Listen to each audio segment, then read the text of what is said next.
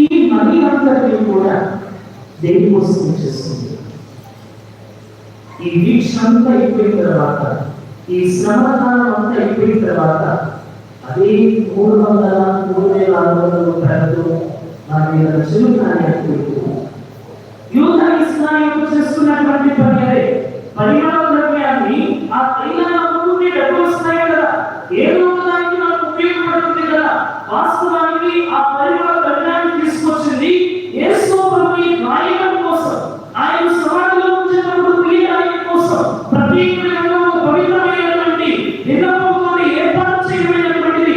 కానీ యూద ఇస్రాయేలు చేస్తున్నటువంటి పని దానం చేస్తే డబ్బులు వస్తాయి కదా. దేవుడి ద్వారా ఈ తపస్సు కాలంలో మనం ఉండేటటువంటి ఈ ఉపవాసాల ద్వారా ఆ ధనములు మనం దేవుని కోసం వినియోగిస్తున్నామా, లేదా మనం చీపోవడానికి వినియోగిస్తున్నామా? దేవుని కోసం వినియోగిస్తున్నామా, లేదా మనం చీపోవడానికి వినియోగిస్తున్నామా?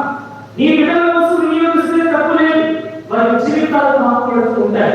కానీ అదే ధర్మంతో మిగిల్చినటువంటి ధనంతో త్రాగుతూ లేదా చెడు బలవాటులకు లేదా కొత్త సేవలకి, నేనంటే కాంట్లేదు కాబట్టి నేను చేసే దుకాణం వచ్చేది పండగ కొత్త సేవ.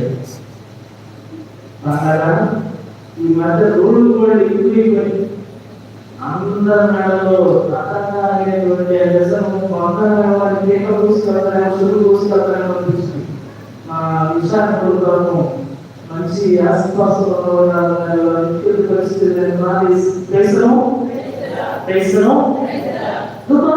కోసం మనం వినియోగిస్తే దేవుడు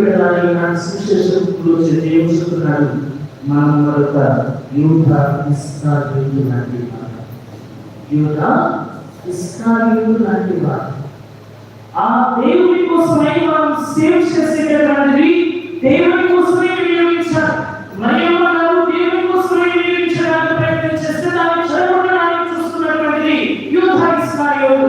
మన మనసులో కూడా కొన్నిసార్లు ఈ ఉపవాసం ద్వారా చేయబడినటువంటిది, సేవ చేసినటువంటిది, దేవుని కోసం వినియోగించాల్సినటువంటిది చెడు అలవాట్ల కోసం, చెడు పనుల కోసం వినియోగిస్తే అది తప్పు అయినటువంటిది దేవుడు మనకు నేర్పించేటటువంటి సత్యం. రెండవ విషయం, యేసు ప్రభుని సత్యాన్ని చూశారు. యేసు ప్రభునితో పాటు ప్రత్యేకంగా ఎంతో మందికి విశ్వాసానికి పునాది రాయిలాగా ఏర్పడినటువంటి, మరణించి జీవాన్ని పొందుకున్నటువంటి లాజరును కూడా అక్కస్సు తెచ్చుకునేటువంటి పరిస్థితి. కొన్ని కుటుంబ ప్రాంతాల్లో నేను చెప్పాను, మరణించినటువంటి లాజరు జీవంతో లేపబడినటువంటి తర్వాత ఆయన ఎక్కువగా మహిమపరచాల్సింది పోయి దేవుని, ఈ వ్యక్తి ద్వారా దేవుని మహిమపరచాల్సింది పోయి లాజరు చంపాలని చూశారు. ఎలా? ఏ ఇంటికి రాణించేవాడు కాదు, ఇంటి వాళ్ళు శుభకార్యాలు పిలిచేవాళ్ళు కాదు, వీళ్ళకి ఆహారాన్ని ఇచ్చేటటువంటి వాళ్ళు కాదు, మంచి నీళ్ళు ఇచ్చేటటువంటి వాళ్ళు కాదు.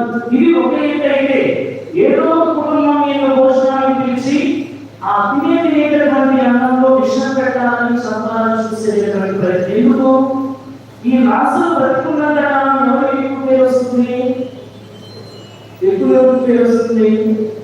యేసు ప్రభువుకి. ఈయనే మరణించినటువంటి ఈ లాజరుని దేవుడు జీవంతో లేపిందంటే ఈ వ్యక్తి బ్రతికున్నంత కాలం కూడా యేసు ప్రభువుకి మహిమ కలుగుతుంది కదా, యేసు ప్రభువుకి గొప్పదైనటువంటి పేరు వస్తుంది కదా.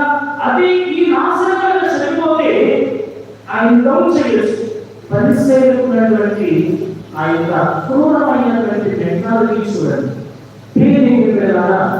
ఈ రోజులో మనం కూడా ఇలాంటి రకమైనటువంటి ఆలోచనతోనే మాట్లాడతాం, ఇలాంటి రకమైనటువంటి ఆలోచనతోనే మాట్లాడతాం. ఉదాహరణకి మనకి మన పక్కింటి సరిగ్గా పడతలేదని అనుకోడు, ఎంత